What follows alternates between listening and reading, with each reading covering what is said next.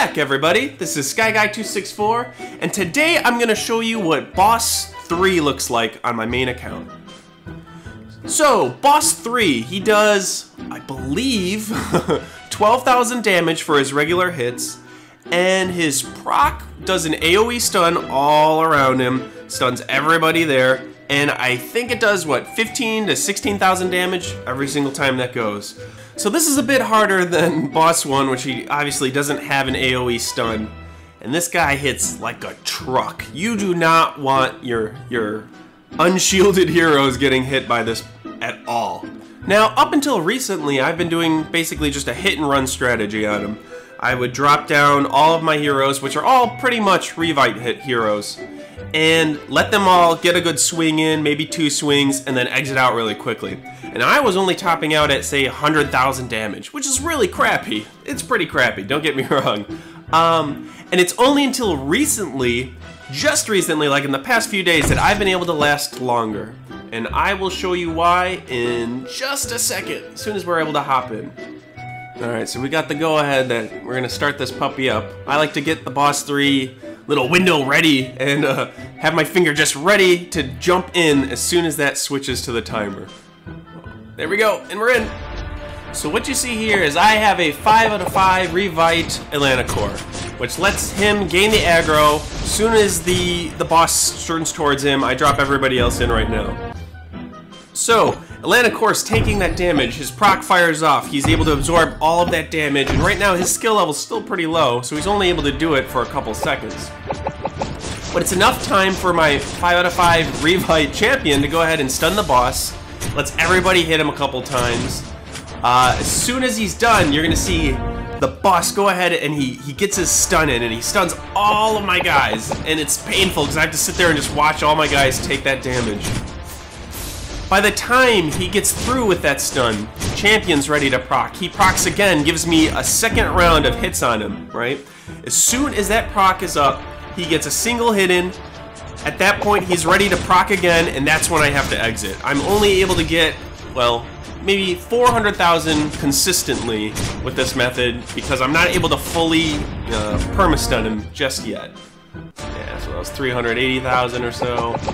Now, every once in a while, I get lucky, and Champion's able to get another extra stun in there and give me an extra 3 seconds. And when that happens, you'll see my damage rise up to maybe 500, 600. I think I even hit 700,000 at one point, which is absolutely unbelievable, knowing that just, what, 5 days ago, I was only hitting 100,000 each turn. So, I'm absolutely ecstatic with the damage that I'm currently doing, but you know, I want to do more. I've always got to do more. So, I really need a 5 out of 5 Berserk champion, I think, to push me to that next level, to be able to do that perma-stun. But first, let me just hop through the talents of these guys that I'm using right now. Druid only has a 3 out of 5 Revite. Berserk would be ideal because I want him to be able to do heals a lot quicker. But for now, it's allowing me to get where I currently am, so I'm just leaving it alone. Next up, let's see, Atlanta Core, PD, and, well, and Champion, right? The 3 of them all have 5 out of 5 Revite. So it's great for Atlanta Core. I already explained he can tank the damage really quickly. PD, that means I get that Celebrate to fire off immediately, which is lovely. Champion, it gives me that instant stun, but really, ideally, I want to be able to have 5 out of 5 Berserk so that he can continue to proc over and over and over again and get those stuns in a lot faster. So he's not perfect, and he's the one that I'm really wanting to focus on. I think I'm really going to need either a 4 out of 5 or a 5 out of 5 Berserk to be able to perma-stun him. I've spent so much money trying to get it so far. It's so stupid.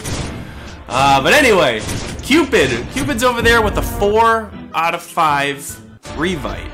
So everybody else procs, you know, they hit off, they start the stun. Cupid's then, right then, he gets in 1 or 2 hits, and then everybody gets a bunch more energy. So it helps me get our champion ready to do another stun a lot sooner than normal.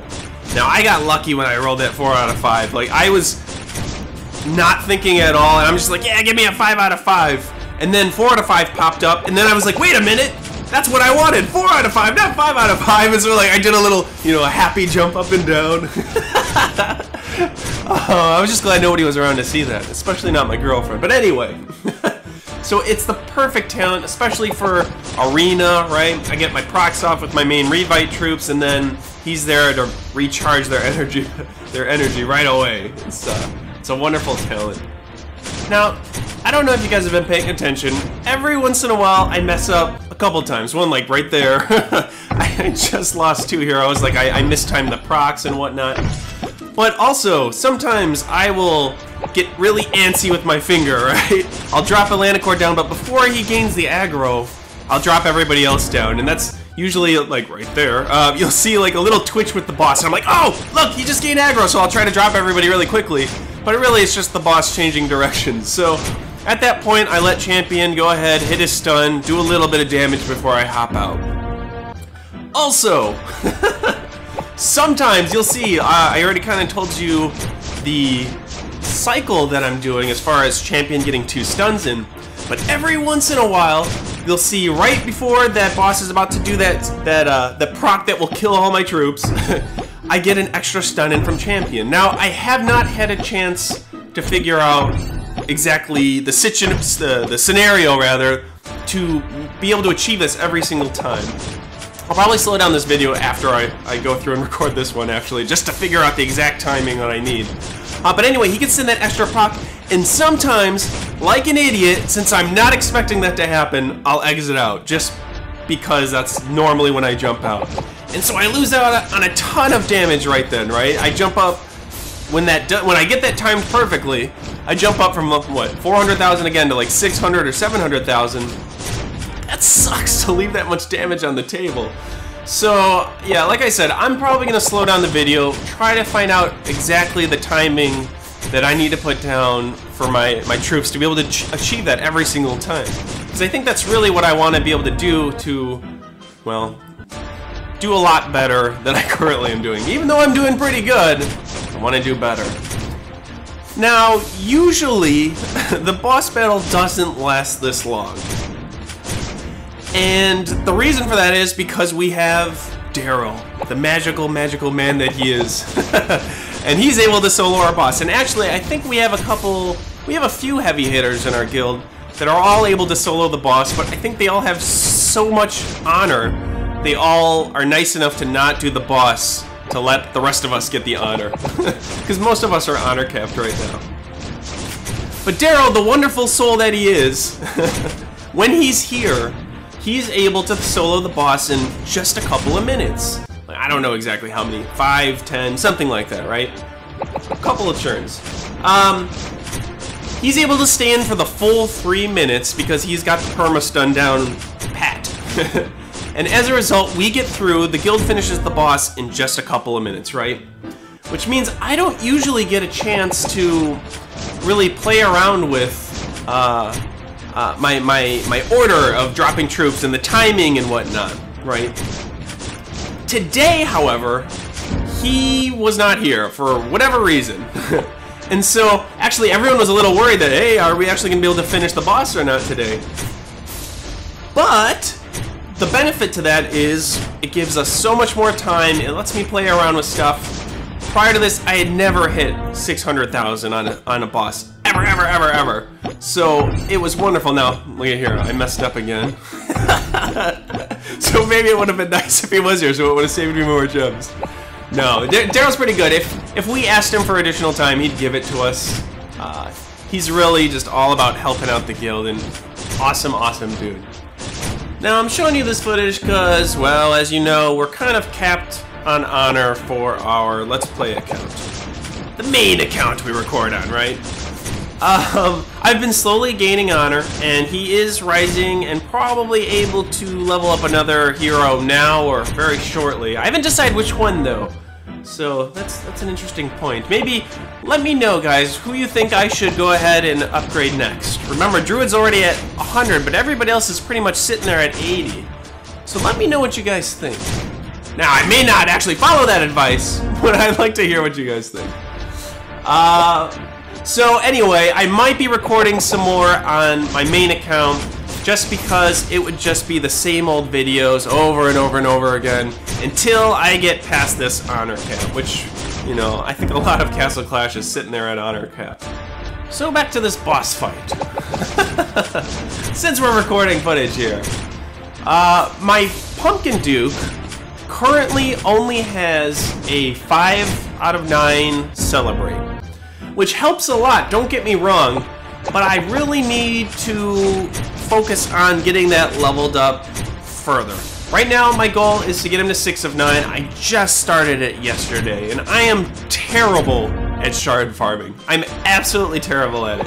One, because you guys know how I run typically dungeons, right? I go for the highest dungeon I can do without having to pay attention at all. It isn't a matter of spending money on magic. I don't care about spending gold. It's, I don't want to have to, you know, use my actual attention. You know, I don't want to have to pay attention because I'm usually doing something else while I'm running dungeons. Either, you know, I'm at work, I'm at home playing games, or I'm with the girlfriend, or I'm watching a movie, you know. I don't want to have to spend too much time doing it. So it's very easy for me just to drop everybody into some random dungeon that I know they can clear without dropping down a restoration spell, and just getting however many shards that is. However, that's not the most efficient. Now on this account, oh boy, now I can't even remember which dungeons I'm running. I'm running the dungeon that gives me 16 shard drop, and I'm able to do it consistently. You know, it doesn't always hit, but I always am able to clear it. So I'm able to get that consistent 16 shards whenever it does drop. However, I am able to run Dungeon 8 Skull 11, and I'm able to do it with no troops, but it does take me magic. I think it takes, most people use magic for it, I think. So I'm running it, and I'm not getting very many shard drops on it. Like, I keep running it over and over again, and it sucks because I'm actually paying attention, you know. I'm spending so much gold on magic over and over and over again, and I've gotten like only 2 or 3 actual shard drops, which are a lot. It drops 37 shards, don't get me wrong, but it seems to drop so much less frequent than, you know, that 16 shard dungeon that I'm doing. Now, that might be in part due to the fact that it takes me longer to run through it, right? I can do the lower dungeon a lot faster. I can just blow through it, so I get through those 5 chances super quick, which maybe it just seems like I'm getting more shard drops, but gosh, like yesterday, I swear, I did it. I had to have gone through it like 20 times through Dungeon 8 Skull 11, and I think I got 1 shard drop out of that entire time. Oh, it was awful. Like, I felt so bad. I felt like I could have gotten like 100 shards just running the lower dungeon than that one, you know. It's all perception. So here we're coming upon the end of this boss battle. And up until now, I've been in first place. Like, again, I don't really watch, but oh, almost there, almost there. I don't usually watch the rankings, but every once in a while I'll screw up and then I'll just happen to see the flash of me, and I just happen to be on top, which never, ever, ever happens. So here I am, I'm like, yes, I'm finally gonna get first place. It's never happened before. I'm gonna get all of those 10,000 honor, and I'm just gonna roll around in it. You know, like a big pile of money. I'm just gonna roll around in that honor and be the happiest person, well, at least for a day, until Daryl gets back anyway. You know, I'm putting out these big damage numbers, higher than I've ever done before. I'm seeing my name, you know, in those quick flashes in between rounds at the very, very, very top.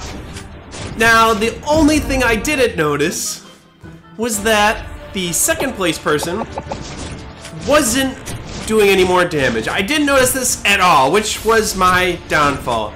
You wanna know why? Well, because... Are you ready for this? Here we go. What? Oh, damn it. Oh, oh no! You know, like, no, I got passed out at the end.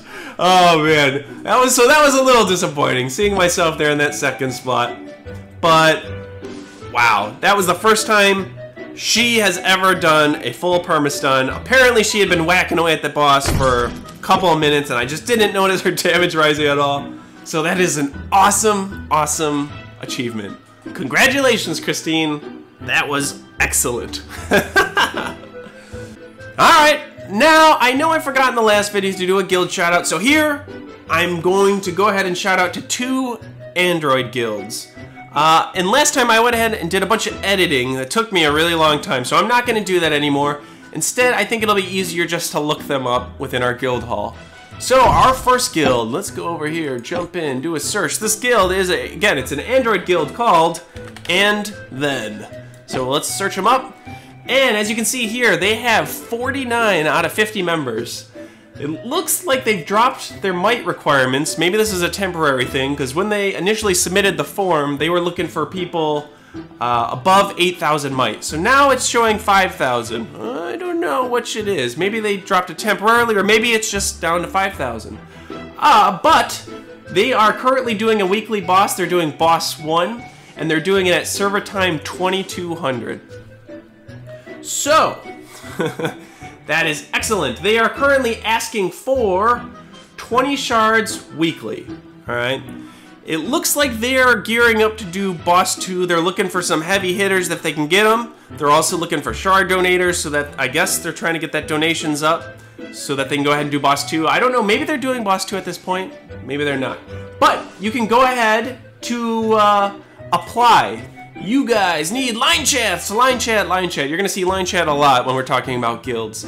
And you're gonna need to add, the ID is GuildAndThen, and I will throw that up on the screen so that you can make sure that you're writing this correctly. I also put it in the description. Anytime I do a shout out, I'll make sure to put you guys' info in the description as well, just in case, you know, whatever, so you can copy and paste.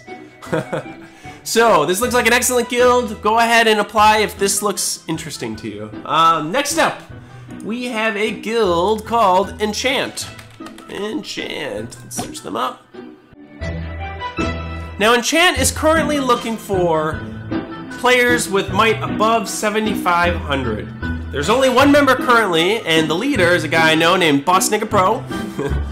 Currently not running a boss battle. He's not able to solo it, but he's looking for more members to go ahead and start doing a boss. It looks like he wants to run it around, let's see, server time 2045. Right now, he's looking for people that are able to donate 40 shards weekly. So, you guys, go ahead and apply for Guild Enchant. Wow, I can hardly talk. Apply for Guild Enchant. Help out Boss Nigga Pro. Let's get his guild started and running and doing your boss battles. So, if you're interested in joining Enchant, go ahead and contact Boss Nigga Pro on line chat. Again, it's always gonna be line chat. Well, I shouldn't say always. It's usually gonna be line chat, though. Most people have converted to line chat at this point. So, once again, I will throw his information down into the description. If you're interested, please apply. Alright, everybody, that's the conclusion to yet another video. Please like and subscribe if you're enjoying these videos.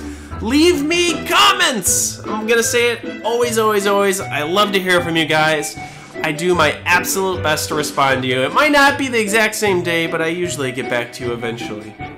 So please leave me feedback. Let me know if there's anything I can do to improve these videos. I want you guys to love them as much as I'm loving putting them together. Alright, you know the drill. Until next time, take care, everybody.